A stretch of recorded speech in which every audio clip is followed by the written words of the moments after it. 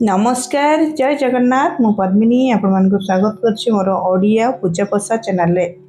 तेबे आज आमे जानिबा ओडिसा रे एक अत्यंत सुंदर पारंपरिक और विशेष पर्व रज पर्व विषय रे। रज पर्व केवल एक उत्सव नुहे, यह होछि नारीत्व प्रकृति और माटी माँ को प्रति सम्मान प्रतीक। यही पर्व रे नारी और पृथ्वीर सृष्टि शक्ति को सम्मान दिया जाए। आउ एटा केवल देखा जाए आम ओडिशा रे। केते सुंदर ना यही परंपरा। तेबे चलतु जानिबा रज पर्वर इतिहास महत्व परंपरा और यह पछरे थिबा कहानी।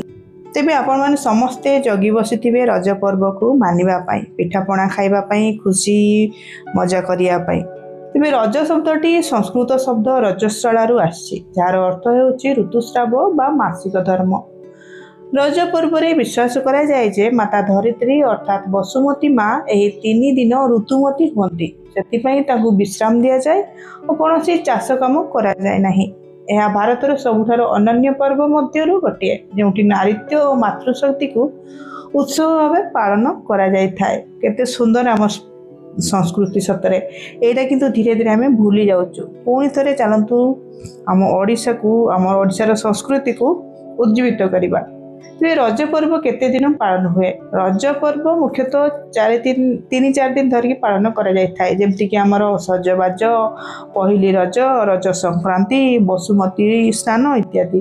ते सजबाज माने प्रथम दिन होछि सजबाज बा रज पर्व को पालिबा पई, पालन करिया पई किछि साजसज्जा, जमती कि यही दिन घर सफा सुतरा करा जाय थाए। रज पिठा पड़ पिठा अन्य खाद्य प्रस्तुति करा जाय थाए, कारण 3 दिन बसिकी एकदम खिया पिया मस्ती मजलिस खेलिबा खुशी होबा इत्यादि चल थाए। तेबे पहिली रज एही दिन ठारू रजर आरंभ हुए।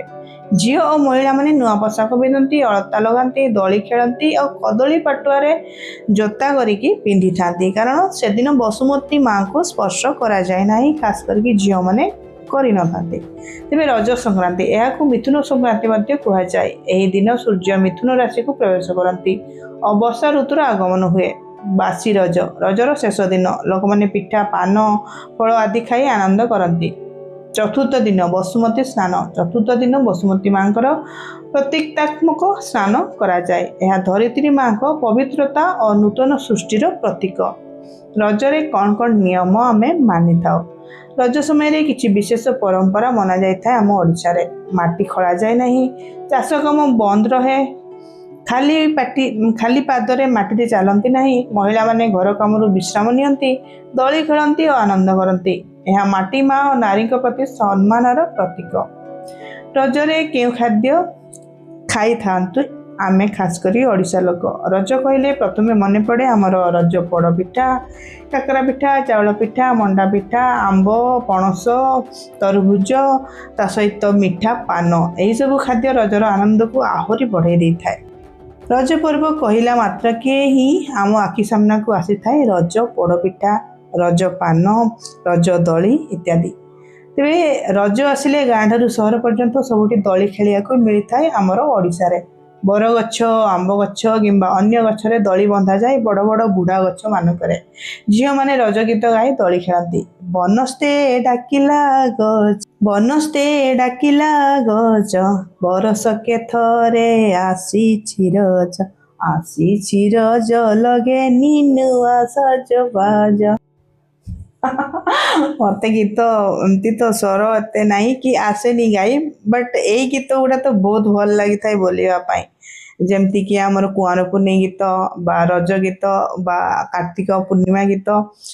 तेबे दली निश्चित खास करके ओडिशार गाँ गाँ रे एबे भी अच्छी रज दली खेली थांती और झील मैंने ये गीत भी गाई थांती और खुश माने मन भरी एंजॉय करथांती, आनंद होता।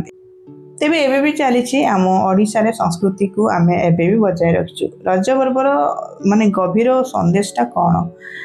रज पर्व आमको गोटे बड़ शिक्षा दिए, जेपरी नारी नुआ जीवन सृष्टि करिवार क्षमता रखती, सेपरी धरित्री माँ मध्य आमको खाद्य और जीवन दे थांती। सेतिपई एही पर्व नारीत्व प्रकृति और सृष्टि शक्तिर उत्सव अटे। तेबे मु जानछि आपण माने निश्चित जानथिबे, किंतु जो माने छोट छुआ जो माने जानि नांती तांको ए सब वीडियो निश्चित देखिबे। तेबे दर्शक बंधु ए थिला रज पर्वर संपूर्ण इतिहास। संपूर्ण तो नुह, किछि मात्रा रे मु ସେୟାର କଲି ମହତ୍ଵ ଆଉ ତାର ପରମ୍ପରା। ଆପଣମାନେ ରଜ ପର୍ବ କିପରି ପାଳନ କରନ୍ତି ଆମକୁ କମେଣ୍ଟରେ ନିଶ୍ଚୟ ଜଣାଇବେ। ଭିଡ଼ିଓଟି ଭଲ ଲାଗିଲେ ଲାଇକ୍ କରିବେ, ସେୟାର କରିବେ, ସବସ୍କ୍ରାଇବ୍ କରିବେ। ଧନ୍ୟବାଦ, ନମସ୍କାର, ଜୟ ଜଗନ୍ନାଥ।